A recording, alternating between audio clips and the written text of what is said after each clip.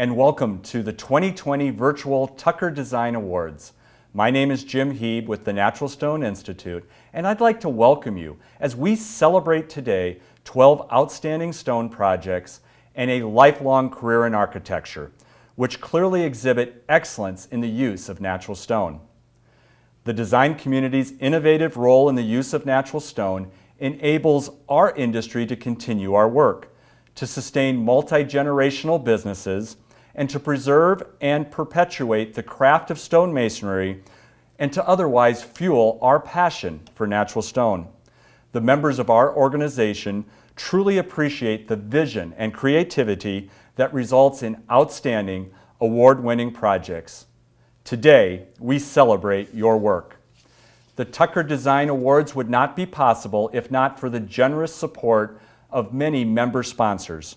We genuinely wish to thank the following companies: Mapei, Cleveland Marble Mosaic, Laticrete, Kepco Plus, Cold Spring, Lurvy, Tompkins Bluestone, Connecticut Stone, D. Brown, Northern Stone Supply, and Picture This on Granite. Again, thank you to all of our sponsors. In choosing this year's Tucker Design Awards, our jurors considered a number of factors, including design intent, site constraints, and innovative use of stone integrated with the use of other design materials. The award selection isn't about the amount of stone used, but more about when, where, and how stone was used. We want to express our sincere thanks to our 2020 jurors: Julia Manglitz of Trainer HL, Renee Kwan of Wiss Janney Elsner, and Robert Mortensen of Mortensen Associates. Again, to all of our jurors, thank you for sharing your time and experience. And with that, let's now pay tribute to our first Design Award recipient. Mdas is the recipient for 645 Fifth Avenue Olympic Tower. Inspired by the client's goal for increased visibility and openness, the team designed a lighter, more welcoming environment by incorporating stone that emphasizes simplicity while creating a powerful aesthetic statement. As a result, 645 Fifth is no longer a through-block atrium, but a midtown destination. Mocha cream limestone clads the lobby walls, replacing dark granite. The limestone was selected for its warmth and understated yet consistent veining. The limestone wall was first sculpted on a CNC machine and then meticulously sanded by hand to accomplish the delicate details.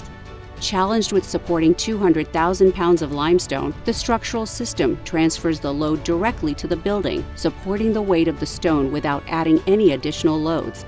The basaltita and marble flooring complements the beige limestone walls and becomes the base plane for a harmonious composition, tying the space together.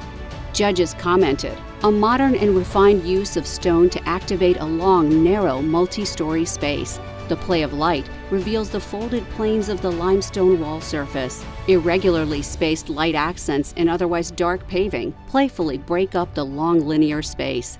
The lighter color paving glows like it's lit from within." Congratulations to MDAS. We would also like to congratulate Natural Stone Institute members Continental Marble and Euro Marble for their involvement. And now let's pay tribute and honor our second award recipient. Leader Bach & Graham is the recipient for An American House.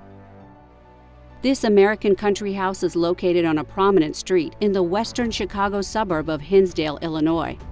The main home, wing, and accessory building are sited to make the best use of a compact site. A carved stone fountain, gardens, pool, and an accompanying pool pavilion serve as a lovely setting for large-scale outdoor entertaining with family and friends. The masonry walls are a combination of Ohio sandstone and Pennsylvania bluestone. A large family of custom-built wood windows and doors are oversized to flood the house with light and create a sense of transparency between the house and the surrounding gardens. This connection to the landscape is strengthened through a number of cut stone and timber porches, in particular a dramatic cut stone loggia overlooking the backyard. Each of these porches are paved with intricate patterns of cut sandstone and sliced up, discarded roofing slates. The cut stone balustrade sits atop the solid, load-bearing cut stone columns and entablature. The owners of the home also commissioned a program of carved stone elements to add further beauty and meaning to the project. Judges commented, "Exuberant use of stone, top to bottom and inside to out. Hand-carved detailing in the exterior stone trim adds one-of-a-kind accents, and the animal gable stones are whimsical. The mix of slate and field stone contrasts with the color and texture of cut stone trim perfectly. Each room is like a little essay of stone love, celebrating color and texture. Harkens back to 1920s era opulence." Congratulations to Leader Bach and Graham.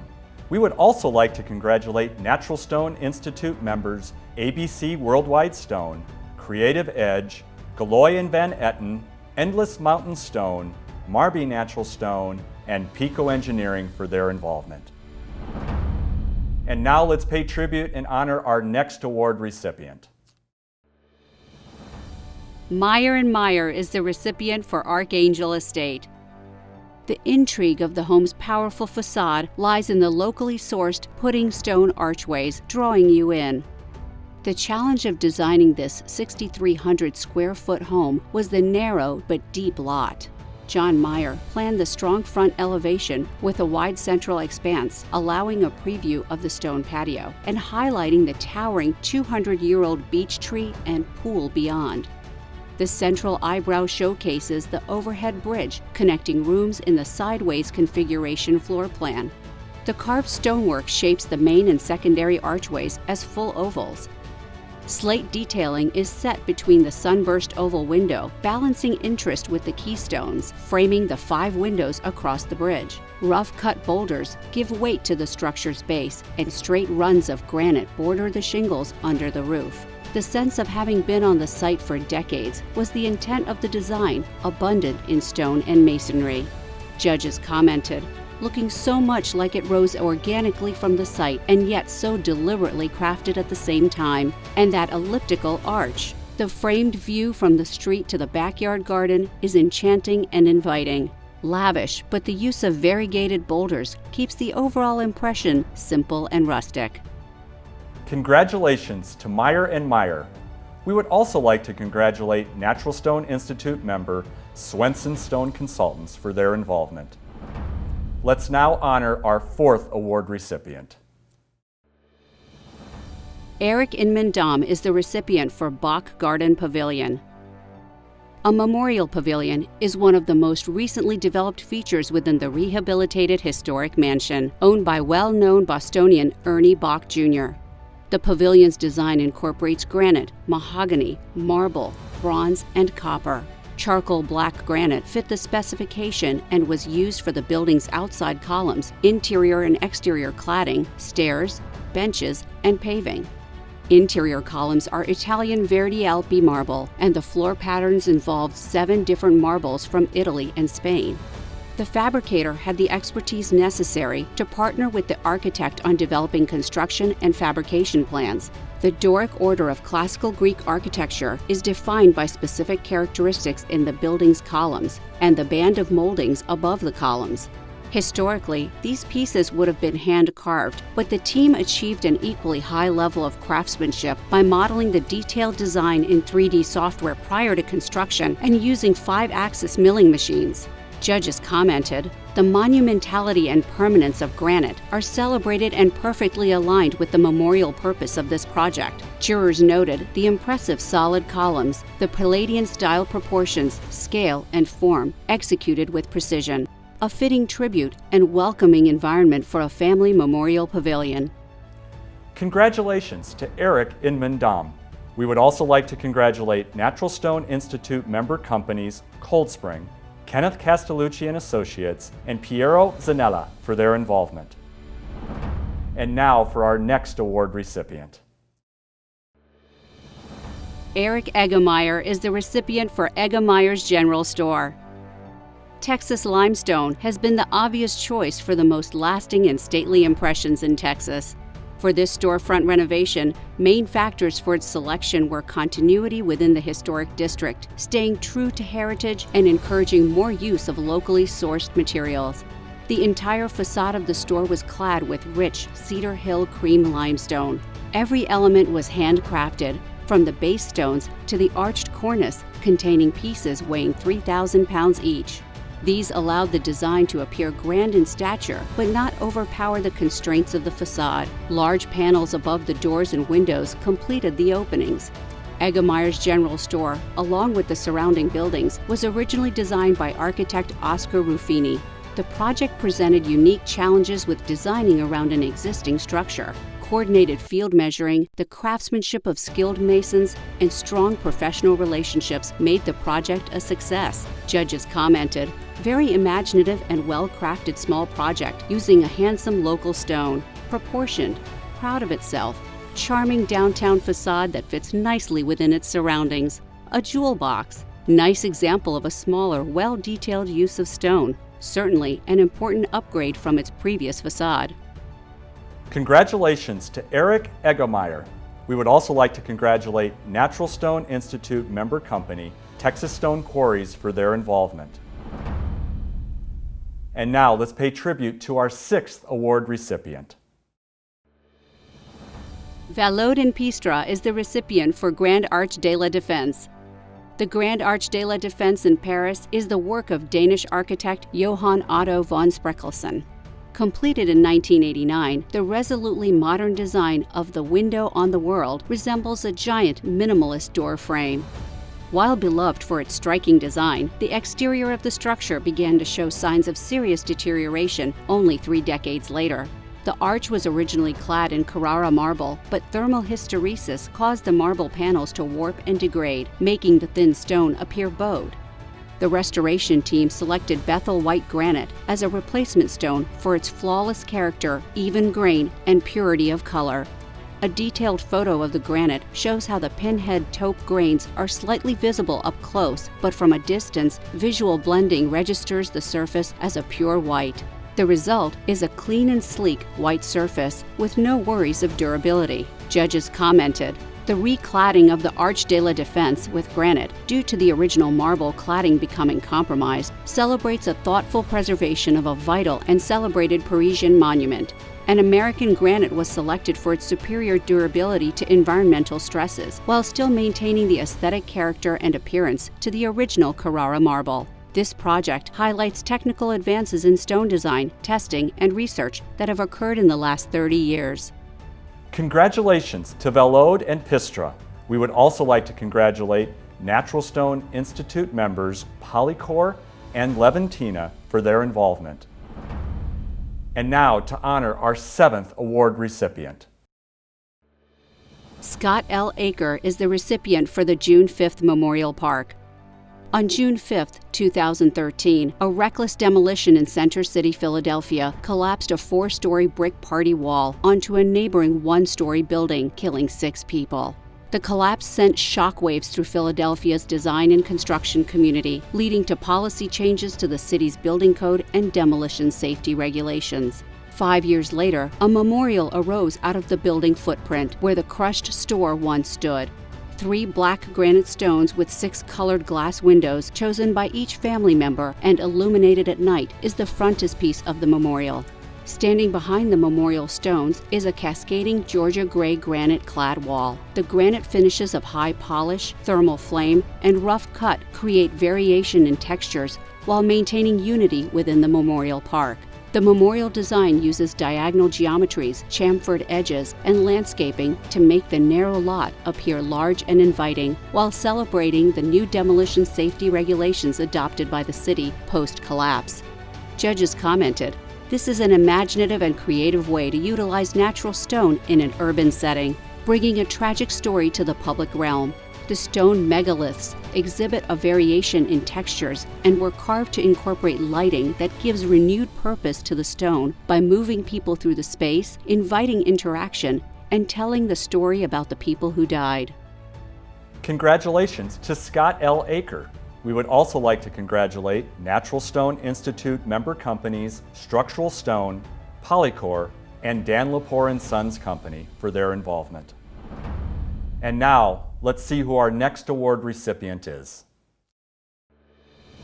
FFKR Architects is the recipient for Philadelphia, Pennsylvania Temple. Clad in cut deer isle granite, the temple exhibits the neoclassical revival style of American Georgian architecture. Classical architectural orders emphasize the patron's journey through the temple, beginning with stately and simple Doric order, then becoming more formalized through the second and third floors, as the trim and columns become slightly more embellished in the Ionic order. Rich ornamentation of the Corinthian order was reserved for the most reverent spaces. The large fluted pilasters and carved acanthus leaf capitals are full-thickness cubic stone. Window surrounds, the rusticated base, and the two-stepped towers are all cubic stone. Design and engineering teams worked closely to ensure the building could accommodate the use of such thick stone. Effort was made to be true to the historic classical details, but to reduce expense, they also maximized the use of 3-centimeter veneer stone. Judges commented, proportion and massing very appropriate, very vertical, elongated shape, ornamented. Outside is nicely composed. Lighting lifts it. Have not seen a temple lit that way. Use of stone is appropriate for its downtown setting. Classical use of stone is still good. Narrow design seems to enhance its place in the downtown setting. Impresses with its scale. The landscape setting and paving patterns are attractive. Congratulations to FFKR Architects. We would also like to congratulate Natural Stone Institute member companies A. Lacroix Granite and Dan Lepore & Sons Company for their involvement. And now, let's see who our 9th award recipient is. LeMay is the recipient for Place Vauquelin. Flanked by Montreal's majestic City Hall building and former courthouse, the revived Place Vauquelin is Old Montreal's highest point and a rare corridor between its historic streets and the rest of the city. Previously sunken below street level and stifled by vegetation, the square's myriad roles were only partially fulfilled because of its crumbling, dated design. Subdued yet welcoming, the revision allows the stone's monumentality and prestige to shine. Urban furniture showcases exceptional historic features, as does a tree canopy redefined for optimal views and comfort. The granite paving area is heated from under the stones. The new limestone fountain offers spectacular programming possibilities with coordinating lights and movement, and its basin now has comfortably smooth edges. Customized granite tree grates contribute to the contemporary design while providing a practical drainage solution. The most unique aspect is an access stairway with integrated zigzagging ramp. Flanked by grasses and dense shrubs, the steps blend into the slope and stretch out to create an inviting seating area. Judges commented, an important new urban revival in Montreal with monument-like features. Historic elements in this rich European-style city likely created some restraint for redesign. Well thought through and cohesive plan for maintenance, access, and drainage. Love the fallen leaf pattern in the paving. Impressive ramp design. Heated paver and ramp systems add year-round access. Would like to see this again in a few years. Congratulations to LeMay. We would also like to congratulate Natural Stone Institute member company Polycor for their involvement. And now let's honor our next award recipient. Dialogue is the recipient for Royal Alberta Museum. Royal Alberta Museum is the northern anchor of Edmonton's Arts District and a destination for all Albertans. The design concept for its new facility began from a deep understanding of the museum, the province, and the site. It embraces the city's new vision for creating a museum that is sustainable, fully accessible, and contributes to a vibrant downtown while balancing its place, inside and out, among nature. LEED Silver certification was one of the many important design goals for the museum, ultimately earning gold level, thanks in part to the limestone featured on the striking exterior of the building. Originally planned in precast concrete, Indiana limestone was chosen after the supplier showed it could be provided for the same price as the concrete material, and with the added environmental benefits of a longer service life, less waste and pollution during production, and being naturally resistant to freeze-thaw cycles, important for harsh Canadian winters. Judges commented, the environmental consideration to use limestone over precast concrete throughout the facade of the Royal Alberta Museum is a strong statement to the sustainability and longevity of stone, as well as to its value as a natural material. From afar or up close, the unique quality of each limestone panel gives a rich texture to the facade while still retaining a lightness needed to clad cantilevered elements of the facade. Congratulations to Dialogue. We would also like to congratulate Natural Stone Institute member companies DL Engineering, Polycore, and Scorpio Stone for their involvement. And now let's honor our 11th award recipient. McCreary Architects is the recipient for Sacred Heart Cathedral. In marvelous old-world detail, a field of patterned marble paving greets visitors at the entry, flanked by two solid Giallo Siena Bracatello marble columns at each side. Inside, 14 specially engineered Bianco Carrara C. Campanile marble columns are strategically set upon Grigio Carnico marble bases. A mosaic carpet of stone is comprised of 12 types of marble and over 2,000 pavers and treads. The central altar of sacrifice is polished Statuario Michelangelo marble with water jet cut face panels surrounding 3 stone and glass mosaics. The altar of reservation and tabernacle are built from polished marbles or otherwise adorned with various others used as accent stones.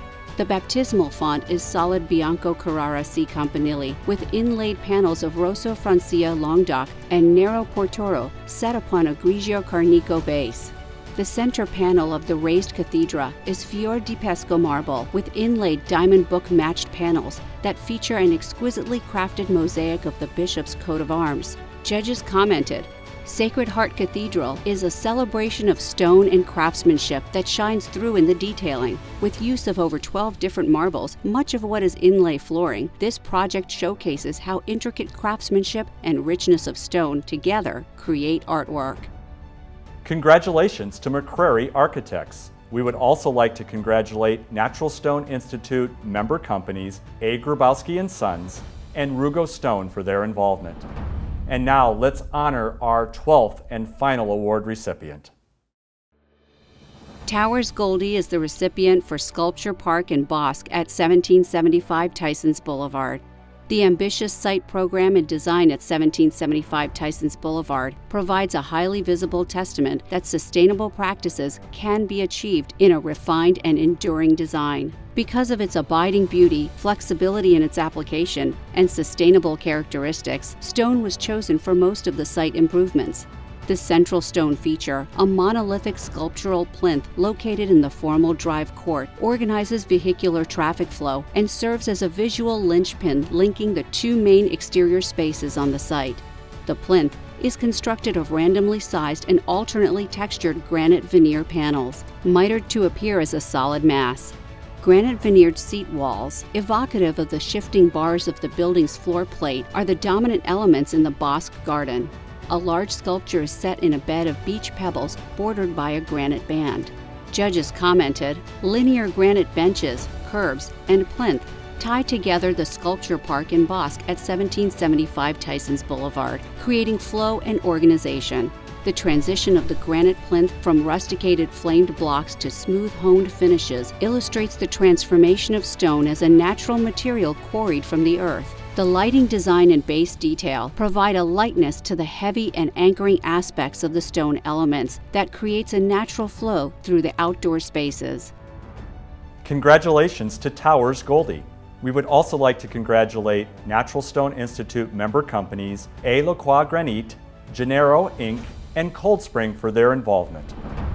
And again, congratulations to all 12 of our award recipients.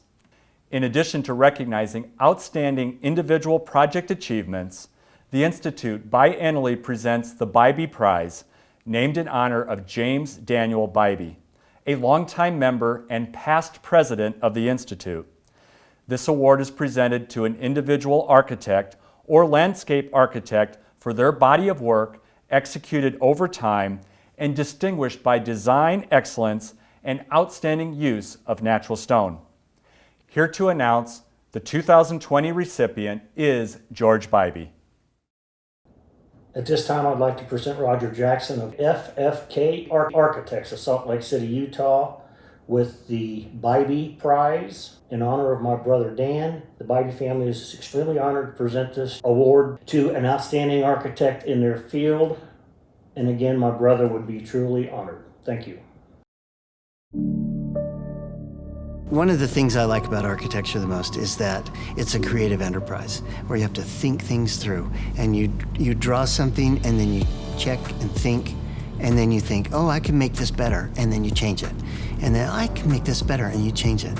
And then someone will say, well, what about this? And oh, I can make that better, and then you change it. And so it's this kind of back and forth process until you find the right solution to the question and the architectural problem. This is some of my stone collection that I have in my office. It's a beautiful gray stone, but then it has this very strange green and orange stripe through it every now and then.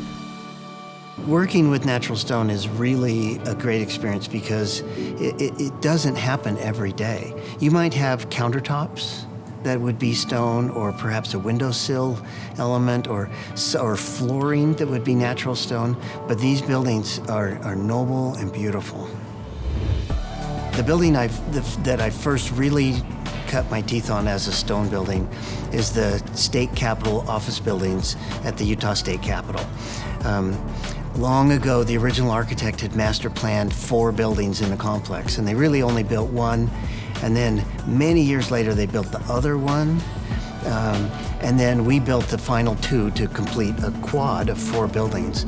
And the client deliberately wanted it built of stone to match the historic state capitol building and in character with the building. And so we studied the classical architecture of the Capitol building, and we built these east and west office buildings. One is an office building for the House of Representatives, and the other is for the State Senate.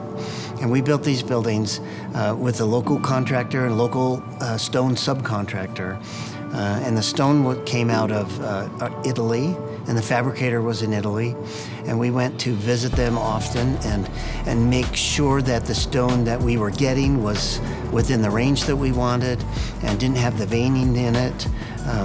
But there I learned so much about the attachment of stone and the detail of stone, and how the stone fabricators can do so much to make all the shapes and the carvings. And these aren't people with a hammer and chisel. They'll use that tool to clean up the work, but a lot of the work is automated with the CNC machines and the laser controlled saws that cut the stone. But to see the fabrication and touched up by hand, it's just really, really wonderful.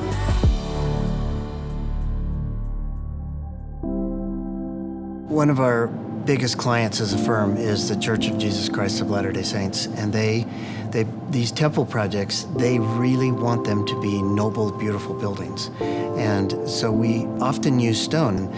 The church builds these temple buildings all over the world.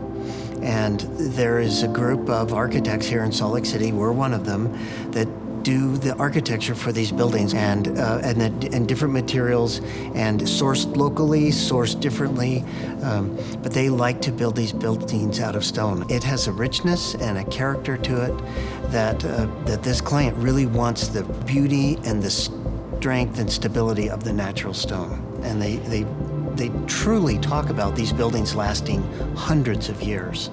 And building with natural stone is an easy way to make the buildings more noble and to be more enduring and endearing. They're beautiful, and the natural stone with the different kinds of stone, different veining and variety of the stone makes the buildings so much more beautiful. They can have a richness and a quietness at the same time because of the use of natural stone. Roger is a very humble architect. I've worked with him for the last 20 years on some significant stone jobs.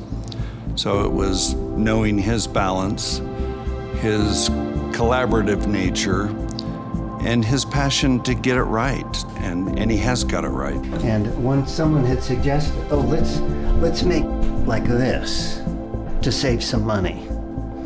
And we said, no, let's make it like this, because people will photograph it up high with high-power lenses, and you'll still be able to see the richness and the beauty. The Bybee Award is for recipients whose life body of architectural work really celebrates and honors the proper use of natural stone. And Roger Jackson, like all the greats in the use of stone in their design, really honors the proper use of stone. And Roger unequivocally sits perfectly with the past recipients of this award. So that's why I nominated Roger.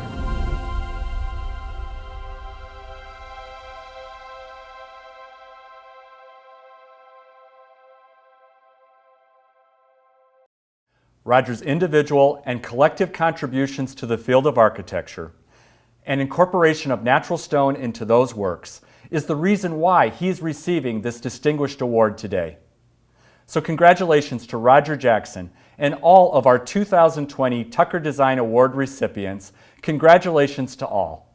A copy of today's presentation will be available on our YouTube channel, and we encourage you to share it on your website or social media channels.